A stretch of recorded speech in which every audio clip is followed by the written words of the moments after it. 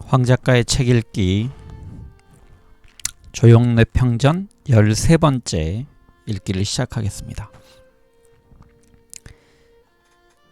5번째 챕터입니다. 총 6챕터로 되어 있는데 5번째 좌절과 새 길의 모색 이란 부분입니다.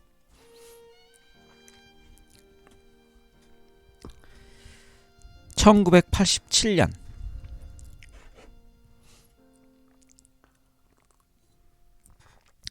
인권보고서 발간의 3파역 1986년 5월 1일 법의 날에 맞추어 대한변호사협회는 지난 1년간 한국의 인권상황과 변협의 인권옹호활동을 결산보고하는 인권보고서를 발행한다. 단행본 형식의 연간 인권보고서로 사상 초유의 일이었다. 이전까지는 개별적인 인권 침해의 사례를 수시로 성명서와 보고서로 작성하여 국내외의 여론에 호소했을 뿐이다. 그러다 보니 집행부의 인적 구성과 열의에 따라 부침이 심할 수밖에 없었다.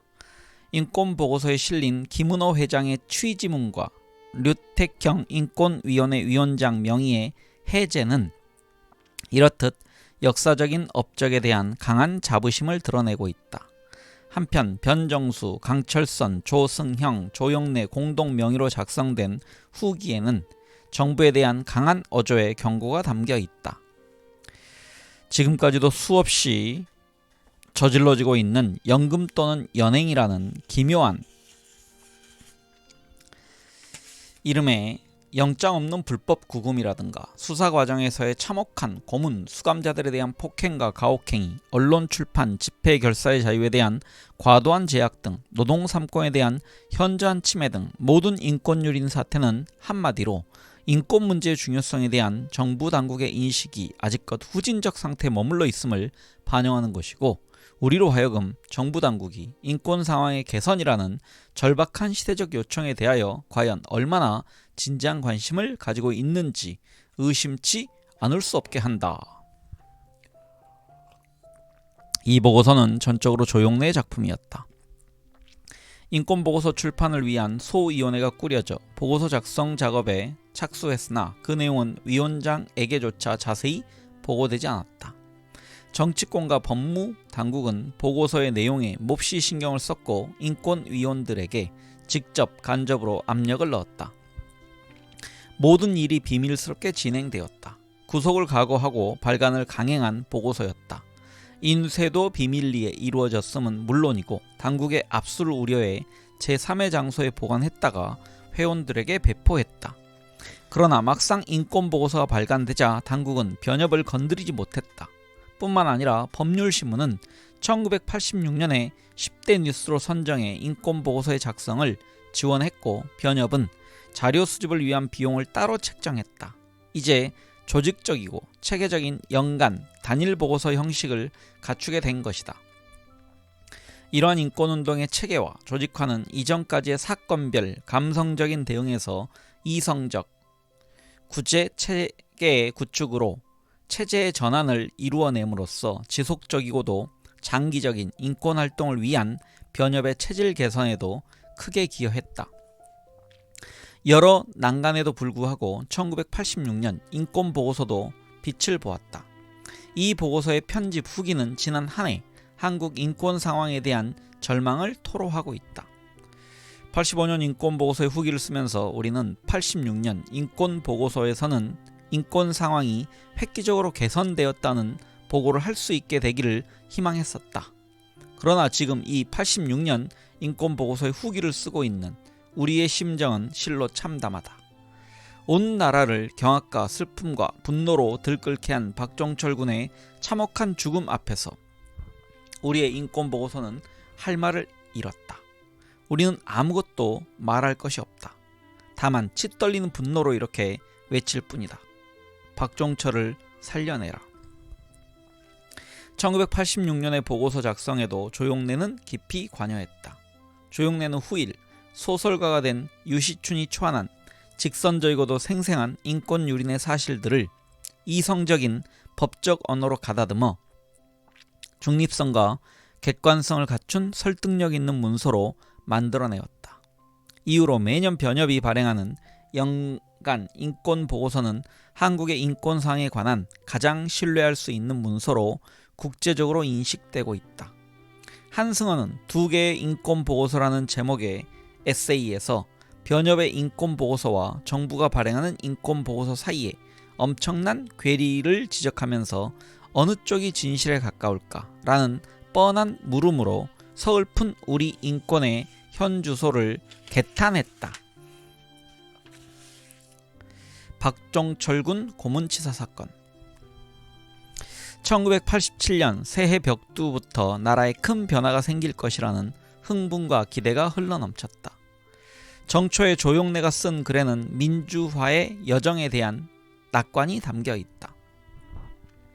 금년이 우리나라 정치사에 있어서 중요한 분수령이 될 것이라는 사실은 누구나 예감하고 있다고 해도 좋을 것이다. 민주화를 향해 전진하느냐 아니면 역풍 속에 뒷걸음을 치느냐. 나는 누가 뭐라 해도 종국적으로는 민주화의 장래를 낙관하는 축에 속한다. 영내의 예견을 확인이라도 하듯이 정초부터 엄청난 사건이 터진다. 1월 14일 서울 용산구 남영동 소재 치안본부 대공분실에서 서울대 언어학과 학생 박종철이 고문을 받다 숨진 것이다. 경찰은 박종철의 대학문화연구회 선배로 수배 중이던 박종훈의 소재를 파악하기 위해 그 전날 자정경에 박종철을 연행했다. 박종철은 취조를 받던 중에 의식을 잃고 끝내 회생하지 못하고 숨을 거둔다. 물고문과 전기고문이 사인임이 후일 밝혀진다. 한국의 인권 상황을 엄정한 사실에 근거해 논리적으로 분석하는 글을 쓰고 있던 조영래는 소식을 접하고 이렇게 탄식한다. 붓이 여기에 이르렀을 때 참혹한 소식을 들었다. 아, 무엇을 더 말하랴. 눈앞이 캄캄하고 손발이 떨려 더 이상 붓을 옮길 수가 없다. 슬프다. 이 나라는 어디로 가는가? 천도는 살아있는가? 죽었는가? 박종철군 고문치사 사건은 부천서 성고문 사건으로 크게 얼룩진 공권력의 이미지에 결정적인 타격이 되었다. 조영래는 마침내 결정적인 계기가 도래하고 있음을 감지한다. 부천서 사건의 후속 작업과 각종 변론 활동에 쫓기면서도 조영래는 시간을 쪼개서 여러 매체에 왕성하게 글을 발표한다. 그는 도도히 흘러온 민주화의 물결에 박차를 가하려는 의지와 사명감으로 충만해 있었다. 1987년 한 해 동안 그가 쓴 시론과 칼럼만 읽어도 격변하던 당시 정치 상황의 큰 줄기를 알 수 있을 정도다. 2월 23일 동아일보에 기고한 시론을 보자.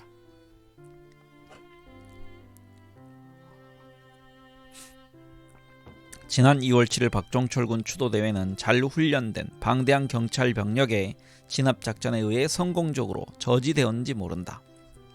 그러나 그날 오후 2시 서울 무교동 일대를 뒤덮으며 울려 퍼진 자동차들의 경적 소리는 누구도 저지할 수 없는 새로운 시대의 물결, 인권의 물결이 밀려오고 있음을 우리에게 분명히 보여주었다.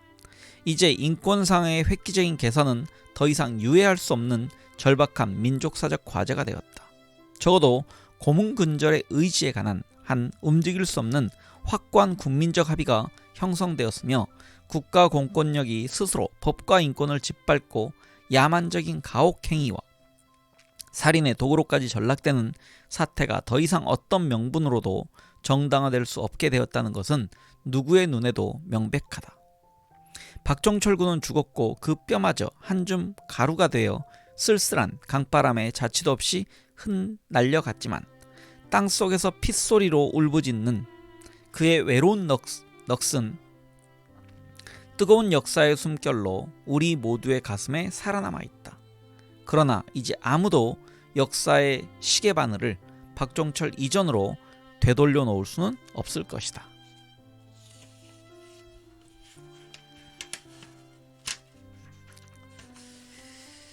그러나 전두환 정부는 마지막 강경책을 쓴다.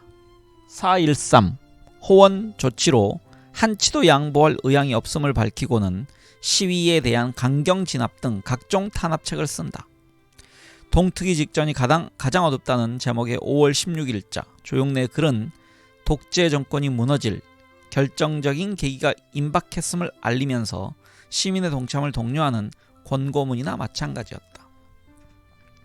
자금 각계각층에서 표출되고 있는 우리 국민들의 민주 역량, 물처럼 유연하면서도 스미지 않는 곳이 없어 마침내 모든 장벽을 허물고 제 갈 길을 가고야 말 것을 예감케 하는 우리 국민의 힘, 그것을 믿기 때문이다. 작년에 개헌서명에 참여한 교수들이 그 후 당했던 갖가지 불이익을 고려한다면 13일 현재 전국의 시국선언 서명 교수가 작년의 수준을 훨씬 넘어선 43개 대학 1380명에 달했다는 신문 보도는 어찌 보면 하나의 기적과 같기도 하다. 이 대열에 대학 교수와 성직자들만이 아니라 대학원생들, 문인들, 연극인들, 화가들, 영화인들까지 대거 참여하고 있는 것을 보면서 우리는 새로운 시대를 향한 역사의 도도한 흐름을 실감한다. 특히 충격적이었던 것은 금융노조 산하 몇몇 조합이 대한노총의 호언 지지 성명을 자기들의 뜻이 아니라고 반박하고 나선 일이었다. 요사이 얼마 동안의 우울한 일들에만 사로잡혀 지나치게 낙담할 것은 없다. 원래 동트기 직전이 가장 어두운 법이 아닌가. 6월 항쟁. 6월 9일 연세대생 이한열이 경찰이 쏜 체류탄에 맞아 쓰러지는 불상사가 발생한다. 사건의 경위를 따지는 일은 이미 이 시점에서는 무의미하다. 온 국민이 분노했다.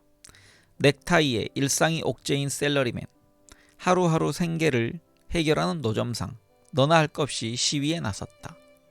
마치 단 몇 분이라도 지나가는 시위 대열에 몸을 섞지 않고서는 역사의 현장을 외면한 죄인이 될 것 같은 마음이었다. 동이 터온다. 길고 지루한 밤의 터널을 지나 그토록 그리던 새벽, 드디어 동이 터온다. 보았는가? 온 누리를 뒤덮은 민주의 깃발, 모든 것을 압도하는 민주 국민의 물결이 출렁거리기 시작한 것을. 이한열 군의 장례 행렬을 따라 연세대학교에서 시청 광장까지 걸어가면서 나는 한 시대가 끝나고 새로운 시대가 시작되는 분기점이 눈앞에 다가왔음을 온몸으로 절감했다. 기억하자. 여기에 오기까지 우리가 이미 충분한 대가를 치렀음을. 1980년 5월의 광주, 그 엄청난 참화 속에서 오늘의 굳건한 민주 역량이 배태되어 나온 것이다. 전태일에서부터 박종철, 이한열 군에 이르기까지 역사의 재단 앞에 하나밖에 없는 목숨을 던지는 젊은이들이 줄을 이어 나타난 것은 차라리 하나의 신화에 가깝게 느껴진다. 이 글은 조용래 민주의 새 시대는 국민의 것, 중앙일보 1987년 7월 11일자에 실렸던 글입니다. 6월 10일 국민대회가 명동성당에서 열린다. 6월 18일, 6월 26일 연이어 대규모 시위가 벌어진다. 마치 서울 시민 전부가 한 사람도 빠짐없이 시위에 참여한 듯한 느낌을 주었다. 주한 미군 방송은 전 부대원들에게 도심 지역을 지날 때 각별한 주의를 하라고 경고했다. 지독한 체류탄 냄새에 질린 외국 비즈니스맨들은 서둘러 일정을 마무리했고 동료 친지들에게 서울 여행의 위험을 경고했다. 6월 29일 마침내 민정당 대통령 후보 노태우는 담화를 발표하여 대통령 직선제를 수용할 의도가 있음을 천명한다. 뉴욕타임스는 비로소 한국의 상이 하달의 시대가 끝나고 하이 상달의 시대가 열렸다고 사뭇 흥분조로 이 사건의 의미를 평가했다. 문인들이 애용하던 북창동의 가화다방은 이 기쁜 날을 기리기 위해 하루 종일 차값을 받지 않고 공짜차를 제공했다. 이어서 7월 1일 노 대표의 선언을 전폭적으로 수용한다는 전두환 대통령의 특별 담화가 발표되었다. 국민의 승리가 확정된 것이다. 조용래는 이 사건을 명예혁명으로까지 비유하면서 흥분을 감추지 않았다. 사태 직후 6월 사태에 대한 평가와 전망이라는 제목 아래 고려대의 최장집 교수, 서강대의 최재현 교수와 나눈 좌담회에서 조용래는 6월 사태는 학생, 노동자, 일반 시민 가릴 것 없이 전 국민이 참여하여 이룬 것이며 그처럼 강한 결속력을 얻을 수 있었던 것은 군사 독재의 종식이라는 공통의 염원이 있었기 때문이라고 분석했다. 그리고 일찍이 1980년 광주 사태에서 보여준 바와 같이 막강한 물리력을 상대로 싸우는 과정에서 필연적으로 수반되는 혼란과 파괴의 충동을 고도의 자제력이라는 시민적 덕목을 통해 극복했다면서 한국 국민의 민주의식에 대한 강한 자부심을 드러냈다. 그러나 군부정치의 종식이라는 범국민적 목표가 달성된 이후에 닥쳐올 계층 간의 갈등을 우려하기도 했다. 특히 그는 노학연대를 외치는 각성된 지식층이 점점 늘어가는 마당에 근본적 갈등 요인이 해소되지 않는다면 그들 지식층은 사회혁명의 방향으로 치달을 것이 불을 보듯 뻔한 현실이라고 장래를 우려하며 이를 극복하려면 보수와 혁신의 양당 정치 구도가 서야 한다고 주장했다. 같은 맥락에서 기층 민중의 이익을 대변하는 새로운 이념 정당의 필요성을 역설하고 보수 정치권의 전향적인 변화를 촉구했다. 특히 그는 노동자가 일반 시민이 아닌 노동자로서 정치에 참여하는 정치 체제를 구축해야 한다고 역설했다. 후보 단일화에 대한 조용래 신념. 대통령 직선제 개헌 논의가 진행되는 동안 조용래는 신문기고를 통해 헌법의 이론적 체계를 분석하고 한국 정치 현실에 맞는 대통령 직선제의 실질적인 내용을 고민한다. 대통령 직선제는 유신 이래 박탈당했던 국민의 정부 선택권을 회복하는 것이지만 대통령을 내 손으로 뽑는 것만으로는 부족하고 대통령의 권한을 축소하고 그 지위를 격화시키는 일이 반드시 병행되어야 한다고 역설한다. 민주주의의 첫 번째 계율은 일체의 권력을 의심하고 경계하는 것이다. 조용래는 그 어느 누구에게도 절대 권력을 부여해서는 안 된다는 자유민주주의의 고전 이론을 강조한다. 무엇보다도 그는 국민의 의식 속에 자리 잡은 대통령의 실체를 냉철하게 음미할 것을 주문한다. 국민이 나라의 주인인 국민 주권 국가에서 대통령은 국민의 머슴이요 서비스맨일 뿐이다. 그럼에도 불구하고 통치권, 대권, 시해사건 등 속에 봉건 왕조적 표현을 전혀 거부감 없이 받아들이며 형법전 어디에도 존재하지 않는 국가 원수 모독죄를 들먹거리는 등 대통령을 신비스러운 후광에 쌓인 특수한 존재, 사실상 나랏님으로 받아들이는 현실을 비판한다. 많은 순진한 지식인들은 양김씨가 동시에 출마해도 두 사람 중 한 사람은 당선될 가능성이 높다고 낙관했다. 특히 김종필 후보까지 4인이 출마할 경우에는 그 가능성이 더욱 높다고 생각했다. 그러나 조용래는 후보 단일화는 대안을 용납하지 않는 절체절명의 필연이라고 믿었다. 조용래가 대통령 후보 단일화를 촉구하기 위해 초안한 성명서에는 당시의 상황에 대한 인식이 잘 드러나 있다.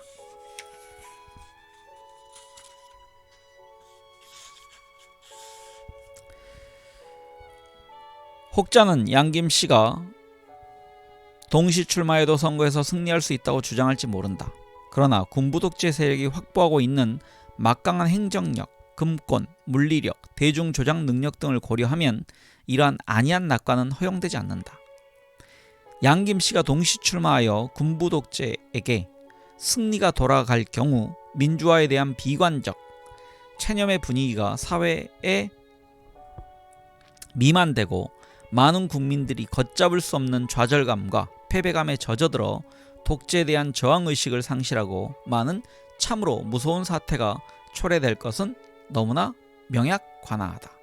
뿐더러 설사 양김씨가 동시 출마하여 그중 한쪽이 요행이 대통령으로 당선된다 할지라도 그같이 출범한 새 민선 정부의 앞날은 지극히 불안한 것이 될 수밖에 없다.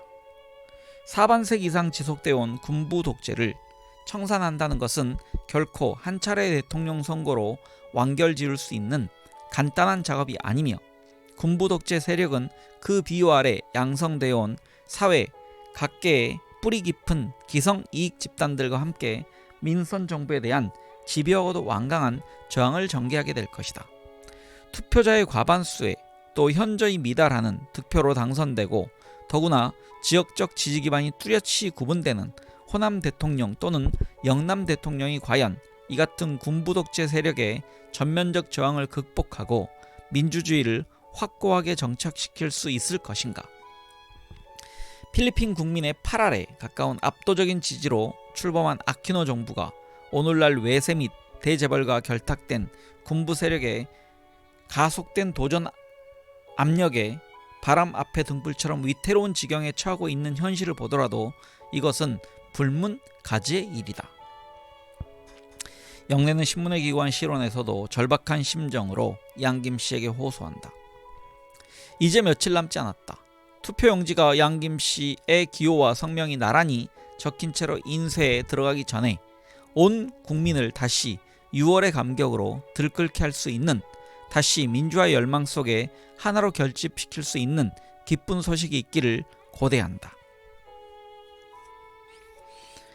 이 글은 조용래 지역감정과 후보 단일화 동아일보 87년 11월 21일자에 실린 글이었습니다. 박원순은 당시 자신이 관찰한 법조계 내의 상황과 분위기를 이렇게 보고한다. 이런 비극적 분열에 즈음하여 정법회 회원들은 다른 운동 진영의 분열과 마찬가지로 서로 입장 차이가 상당히 컸다. 대부분의 인권 변호사들은 이른바 대통령 후보 단일화 운동을 벌였다. 단일화 국민협의회가 조직되었고 이 운동은 조용래 변호사가 실질적으로 이끌었다. 홍남순, 이돈명 변호사 등은 이른바 비판적 지지파로서 김대중 씨를 지지하는 입장이었고 조용구, 조준희, 홍성우, 황인철, 조용래 변호사 등은 이른바 단일화 입장에 서 있었다. 특히 후자의 그룹은 명동성당 뒤 성바오로 수녀원에서 양김 씨를 조찬회에 초청하여 설득을 했지만 실패했다고 한다. 많은 사람들이 우려한 대로 양김 진영은 분열되어 후보 단일화에 실패했고 선거는 37%를 득표한 노태우 후보의 승리로 종결되었다. 모두가 엄청난 좌절감과 충격을 맛보았다. 그 충격은 황인철의 때이른 죽음으로 이어졌다. 당시 그는 좌절감에서 벗어나고자 방콕으로 떠났다. 그의 12월 18일 방콕에서 쓴 황인철의 일기에는 이렇게 쓰여 있었다. 대통령 선거, 분노와 슬픔, 그리고 부끄러움만 남겨놓았구나. 조용래 또한 선거 패배 후에 망연한 좌절감을 잠시나마 달래보려고 외국 여행을 떠난다. 홍성우, 조준희와 함께 필리핀 인권단체의 초청에 응한 것이다. 우리와 처지가 비슷한 나라의 모습을 봄으로써 일말의 위안을 얻고자 하는 마음이었는지도 모른다. 조용래 사후 2주기에 맞추어 펴낸 변론 선집의 서문에서 조준희는 이 여행에서 본 조용래 모습을 옮기고 있다. 그곳의 여러 소외계층 사람들을 두루 만났는데 그는 가까운 이웃 대하듯 그들을 정겹게 대했고 그들의 고뇌를 자기 것처럼 아파했다. 한편 그는 주로 비판적 운동가들을 상대로 살인, 폭력을 밥 먹듯이 자행하던 극우 폭력 집단 알사마사에 본 거지. 그 살기 어린 금단의 구역 한복판에 우리를 끌고 들어가 두 눈을 부릅뜨고 이곳저곳을 이 잡듯이 누볐다. 실로 만용에 가까운 강심장이었고 우리는 그 여행을 통해서 그의 판이한 두 가지 모습을 함께 본 것이다. 그러나 망연한 절망감 속에 마냥 세월을 죽일 수만은 없었다. 새 아침부터 조용래는 새로운 민주 세력의 통합운동에 나선다. 1988년 1월 민주국민회의 결성위원회의 이름으로 발표된 성명서는 야권 통합과 쇄신의 기본 원칙에 관한 우리의 견해라는 제목 아래 양김 씨에 대한 책임 추궁과 함께 군정 종식을 위한 대동단결을 호소하고 있다.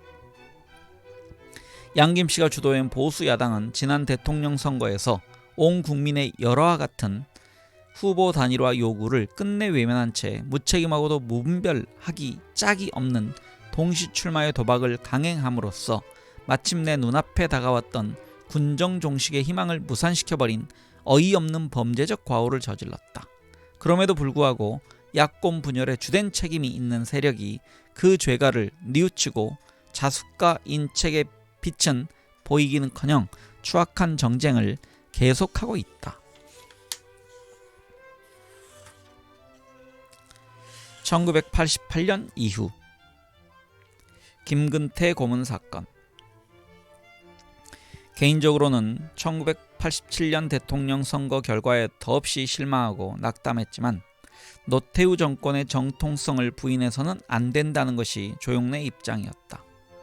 적어도 외형적으로는 국민의 직접 선거를 통해 선출된 엄연한 대통령이었다. 비록 군사독재 연장을 위해 전두환에 의해 후계자로 지명된 또 하나의 전직 장군에 불과하다 할지라도 국민이 투표로 선택한 이상 인정하지 않을 수 없다는 생각이었다. 강성운동권 후배들은 이러한 조용래의 미온적인 태도를 비판하기도 했다. 조용래는 전과 다름없이 민주화운동에 관여하고 인권변론을 계속한다. 한 예로 그동안 2월 부채로 남아있던 김근태 고문 사건에 집요하게 매달린다. 김정남의 표현을 빌리면 김근태는 고문을 이겨낸 장엄한 기록을 온몸으로 쓴 사람이다. 1983년 9월 30일 민주화운동 전국청년연합 민청년이 결성되어 청년민주화운동의 구심점이 되었다. 김근태는 민청년의 공동의장직을 맡아 2년 동안 7차례나 구류되는 고행을 겪는다. 오공 정권은 이들을 자생적 사회주의 집단으로 선전하여 탄압의 구실을 만들었다. 어떤 신문은 난파보다 무서운 자생이라는 제목의 사설을 쓰기도 했다. 1985년 9월 경찰에 체포된 김근태는 무려 23일간 혹독한 고문을 당한다. 김근태는 거의 초인적인 기억으로 고문을 한 사람들의 신상을 재생해내어 법정에서 공표했다. 김근태는 그들이 차고 있던 손목시계를 훔쳐보면서 일시를 기억해두고 조서에 서명하는 이름을 기억해두었다가 법정에서 폭로했던 것이다. 악명 높은 고문기술자 이근한도 그 명단 속에 포함되어 있었다. 사건 직후부터 조용래를 비롯한 변호인들은 고문 사실을 폭로하고 구체적인 증거를 확보하기 위해 진력한다. 고문 사실을 은폐하려는 치안 당국과의 치열한 전투가 벌어진다. 김근태 신체에 대해 증거 보존 신청을 제출하고 기일 지정 신청을 제기하는 등 이전까지는 선례가 없던 새로운 변론 방법이 동원된다. 김근태는 고문 상처가 아물면서 생겼던 딱지가 떨어지자 이 분리된 자신의 신체 일부를 법정에 제출하기 위해 은밀히 보관했다. 조용래를 비롯한 변호인단은 고문 행적에 대한 증거 보존 신청을 제출했다. 그러나 판사는 검찰의 주장대로 증거 보존에 실익이 없다는 이유를 들어 신청을 기각했다. 문제 딱지도 교도관이 탈취했다. 그러나 고문 사실과 무관하게 김근태는 1심에서 7년, 2심에서 5년 징역형을 선고받고 복역하였고 1988년 6월 30일 6.29 선언이 있은 지 1년 하루 만에 석방되었다. 이근한 등 고문자들은 6.29 선언으로 정치적 상황이 바뀐 후 김창국 변호사가 특별검사로 지명되고 나서야 최종적으로 유죄 판결을 받았다. 아듀 1980년대 군사정권의 연장이라는 근본적인 한계 속에서도 시대는 이미 도도한 민주화의 물결을 타고 있었다. 조용래는 여러 자리에서 바삐 움직인다. 부지런히 신문에 시론을 쓰고 방송에서 발언하는 등 미진한 민주화를 앞당기는 작업에 애를 쓴다. 전두환 정권의 비리를 단죄하는 오공비리 조사 청문회를 지원하는가 하면 1989년 대한변협의 조사단의 일원으로 현대중공업 사태의 보고서 작성에 참여하기도 한다. 그의 관심은 국내의 민주화 운동에만 한정되지 않았다. 1989년 6월 민주화를 요구하며 시위에 나선 북경의 대학생들을 탱크로 무자비하게 진압한 천안문 사태가 발생한다. 많은 나라가 중국 정부의 인권 탄압을 비난하는 성명을 발표하지만 한국 정부는 침묵으로 일관한다. 조용래는 이러한 정부의 태도를 준열하게 비판한다. 그럼 너희는 뭐냐라는 역습이 있다면 답변은 이 궁색할 것이다. 왜냐하면 우리는 아직도 광주 학살의 시대에 살고 있는 것이다. 1989년 12월 조영래는 80년대를 마감하면서 이렇게 지난 10년의 역사를 종합한다. 1980년대에 우리는 민주를 잃었고 민주화를 얻었다.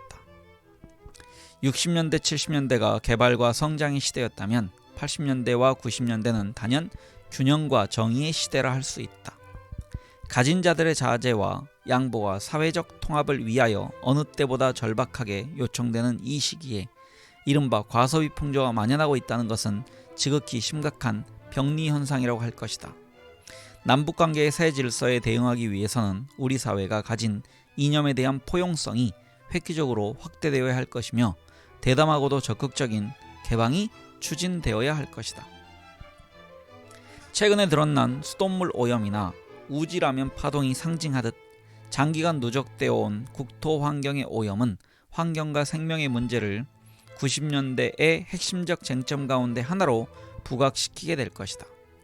관료적 권위주의 청산, 건전한 사회도덕과 직업윤리의 확립, 교육제도의 정상화, 정치제도의 개혁 등등 새 시대가 제기하는 도전은 이 밖에도 숱하게 있다.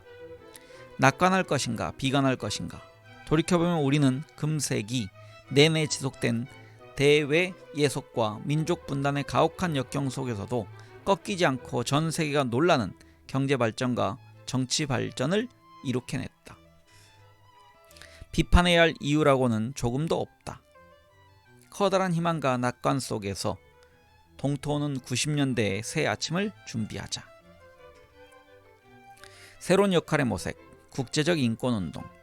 조영래는 국민을 상대로 희망과 낙관 속에서 90년대를 맞자고 제안했다. 그러나 그 자신은 구체적으로 어떤 일을 해야 할지 갈등의 나날을 보내고 있었다. 조영래는 1989년 1월 3일 일기 속에 당시의 심경을 기록해 두었다. 모처럼 정초의 산사를 찾은 그는 불확실한 나라의 장래와 자신의 인생에 대해 이렇게 넋두리를 풀어놓았다. 흙으로 예쁘게 쌓아올린 나한전 원형 토굴에 앉으니 그윽한 옛날의 훈양, 어둑어둑한 방안 촛불, 그림자 흔들리며 흘러간 세월, 애틋한 그리움과 회한에 젖는다. 구자하기엔 아직 일러 삼배하고 잠시 앉았다 법당으로 옮겼다. 내 인생은 이제 어떻게 되는 걸까? 엄벙덤벙 살게 될지 뚜렷이 계획이라든지 목표 같은 것을 정하고 아득바득 살게 될지, 물 흐르듯 살아야 하느냐 아니냐부터가 넘기 어려운 관문이다. 잠옷으로 갈아입으며 내 삶의 짐의 무게를 새삼 느낀다. 40에 벌써 이렇게 약해지다니. 이제 무엇을 어떻게 할 것인가. 우선 그는 운동권에 너무 깊이 관여해온 일생을 되돌아본다. 조영래는 이 시기에 자신이 몸담고 주도해온 민주화 운동에 커다란 회의를 느끼고 있었다고 많은 사람들이 증언하고 있다. 부쩍 다른 분야의 사람들과 어울리면서 가능한 한 정치적인 이야기를 대화에서 피했다. 박원순은 이 즈음 조영래를 이렇게 회고한다. 80년 이전에는 분명하게 이른바 운동권 세력이 역사 발전의 주인이 되고 당연히 정치 권력의 주체가 되어야 한다고 생각했는데 80년대에 접어들면서 이 운동권의 목표나 이 목표를 달성하기 위한 전략에 대해서는 일정 정도의 회의가 있었다고 한다. 사회적 변화에 대해 누구보다 예민한 조영래는 운동권의 한계조차 누구보다 예민하게 받아들였을 것이다. 그러나 박원순은 조영래의 변신에 대한 변론을 아끼지 않는다. 그러나 이것은 조영래가 변한 거나 우경화되었다고 보긴 어렵다. 상황은 자꾸 변하는데 운동권이 똑같은 투쟁 방식을 가지고 있다면 그것이 변한 것이다. 오히려 가장 엄혹한 독재 시절을 용감하게 뚫어오던 그가 막상 민주화가 어느 정도 성과를 내고 있던 시대에 자기 분열과 모순을 드러내던 운동에 대해 실망하고 있었음을 의미하고 있다. 1988년 가을의 일로 기억한다. 당시의 필자는 비교적 늦게 합류한 신참 교수로서 서울법대 학생들을 살피는 보직을 맡고 있었다. 조영래에게 후배 학생들을 대상으로 강연을 해달라고 부탁했다. 그때 우리는 작은 모임을 통해 정기적으로 만나던 사이였다. 당연히 받아주리라. 그리고 생각하기에 따라서는 은근히 영광스럽게까지 여길지 모르리라 생각했다. 뜻밖에도 그는 난색을 표했다. 그러고는 끝내 거절했다. 그러면서 한마디 덧붙였다. 안영에게도 도움이 되지 않을 거요. 그때는 그가 거절한 이유를 잘 몰랐고 다소 섭섭한 마음조차 가졌다. 더구나 내게 도움이 되지 않는다는 말은 도무지 이해할 수 없었다. 어떤 후배 운동권 학생들의 무례와 단견에 불만을 품고 있었지만 그래도 언제나 후세대를 위해 조언과 충고를 아끼지 않던 그였다. 선배의 역할은 엄청난 진리나 완성된 이론의 체계를 전수한 데 있는 것이 아니다. 자신의 경험과 사고의 산물을 후세의 판단의 자료로 제공하는 것으로 족하다는 것을 우린 때때로 확인하곤 하지 않았던가. 한참 세월이 지나고 나서야 그 이유를 짐작할 수 있을 듯 했다. 결코 자신의 입으로 내비치지 않았지만 그는 대학이라는 무대, 그것도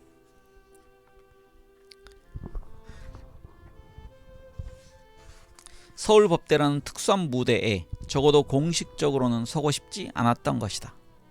그것은 교수들에 대한 조용래 나름의 불만의 표출이기도 했고 눈에 띄게 좌경화되어가는 학생들에 대한 우려이기도 했다. 아니면 이러한 사소한 이유를 넘어서 보다 큰 이유 때문이었는지도 모른다. 조용래는 자신이 당시까지 이룬 일이나 앞으로 맡아야 할 역할의 기초를 이 대학에 두고 싶지 않았던 것이다. 그것은 한국 현대사에서 자신이 차지할 위치를 지극히 협소한 공간에 한정짓는 것이라고 판단했을지도 모르는 일이다. 조용래가 새로이 눈을 돌린 영역은 국제적 차원에서의 인권운동이었다. 인권은 본시 소수자의 몫이라는 것이 조용래 인권관의 출발점이었다. 다수자에게는 자신들의 이익을 보호하는 별도의 제도가 필요 없을지 모른다. 다수자는 정치와 경제 그리고 사회의 도덕률을 이미 장악하고 있기 때문이다. 1985년에 쓴 계몽적 성격의 글에서 그가 인권 문제를 어떻게 보고 있었는지를 엿볼 수 있다. 요컨대 오늘날의 세계에서 인권 문제는 더 이상 어느 한 나라의 문제가 아니다 라고 요약되는 이 글에서 그는 각종 국제인권협약의 정확한 의미와 우리 사회가 나아가야 할 방향에 대한 자신의 생각을 펼치고 있다.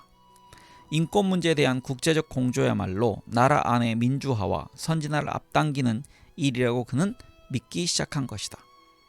1974년 김지하의 양심선언을 만들어 국제사회에 호소하는 과정에서 그는 체계적인 국제연대 인권운동의 필요성을 절감하고 있었다. 개별 국가의 인권 문제는 그 나라의 문제로 국한되지 않는다. 국경을 넘어 세계의 문제가 된다.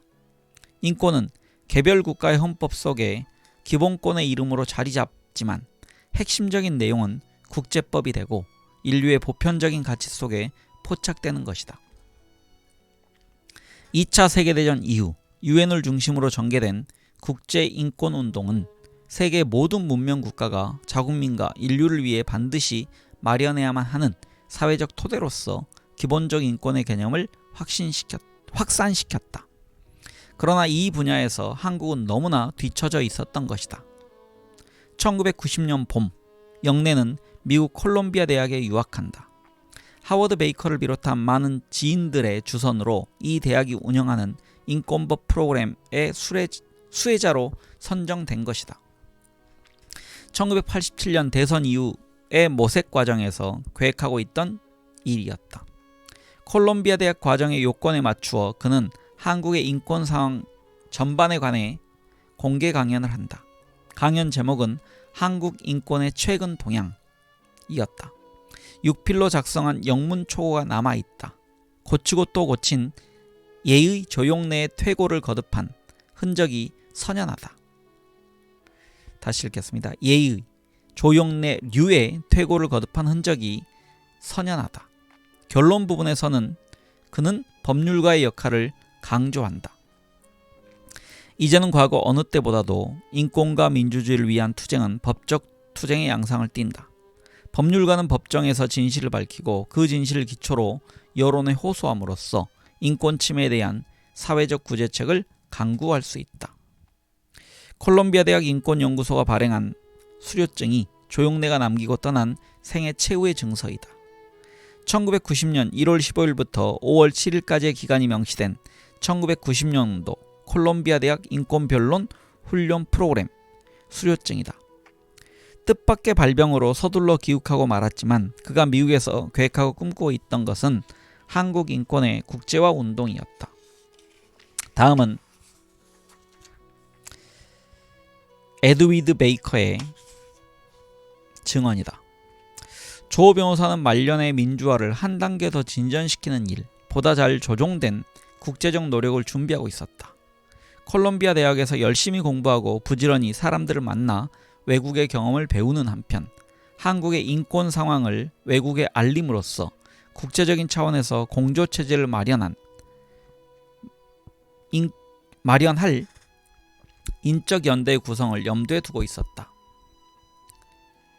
같은 해 여름 아시아 인권 감시단이 한국을 방문하여 한국의 인권 상황에 관한 보고서를 작성했다. 보고서의 제목은 개혁으로부터의 후퇴, 한국에서의 노동의 권리와 표현의 자유였다. 보고서의 첫 페이지에 헌사가 실려 있다.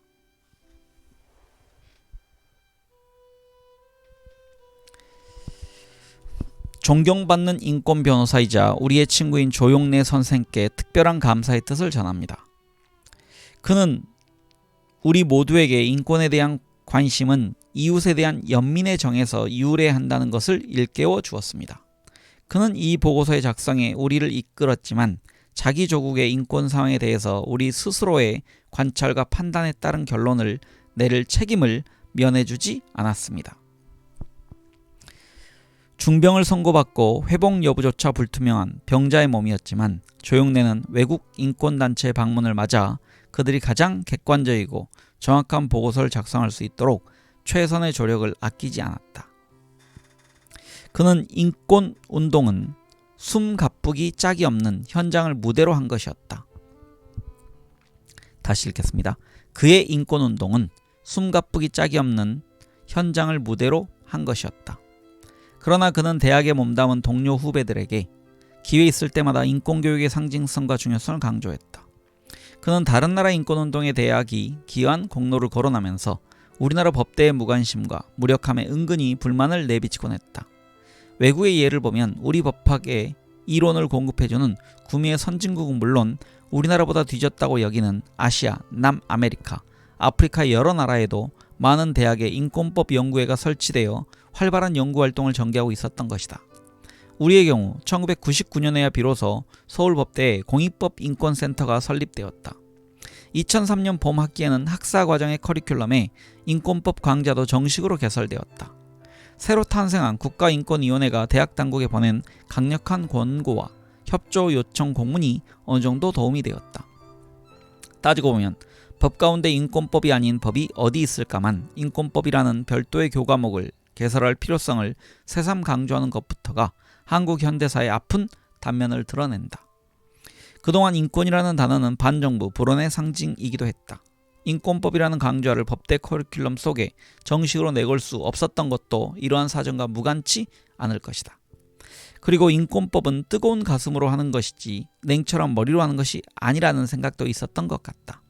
그래서 인권법은 NGO와 같은 운동단체에서 다루는 현실의 문제이지 대학에서 다룰 학문 분야로서 적절하지 않다는 인식이 깔려 있었던 것도 사실일 것이다.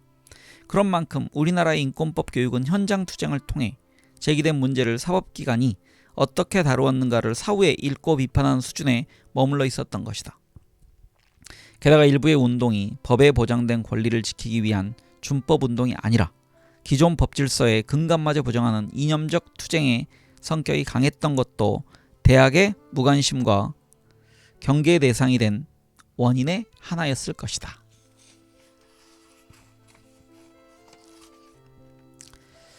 만약 조용래가 살아있다면 무슨 일을 하고 있을까? 그가 어떻게 살아있기를 바랐는가에 따라 무수한 가능성을 점칠 수 있을 것이다. 마음만 먹었더라면 지금쯤 국제무대에서 한국을 대표하는 인권법 학자로 활동하고 있으리라는 것도 충분히 가능한 추측이다. 네, 이상으로 5번째 장을 읽었고요. 이제 다음 시간에는 6번째 장에 들어가도록 하겠습니다. 네, 긴 시간 함께 해주신 여러분께 감사드립니다.